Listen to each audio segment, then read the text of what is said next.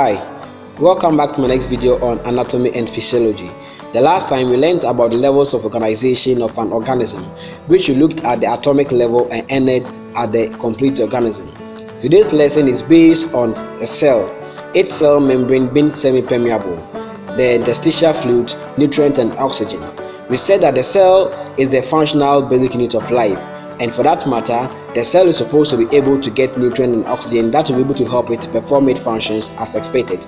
So the cell found themselves in a fluid medium that is called interstitial fluid. This interstitial fluid contains oxygen and nutrient, and each nutrient helps the cell to be able to grow, mature and perform their functions as expected. The cell membrane has pores. It has some holes that allow certain particles or molecules to enter and prevent others from entering. And for that matter, the larger molecules will need certain carriers, will need certain pumps that will help to push those particles into the cell because they are also necessary for the cell to utilize them. Thank you very much for watching, and please try to give me your suggestion, give me your advice, and try to share my videos to other colleagues and friends as well.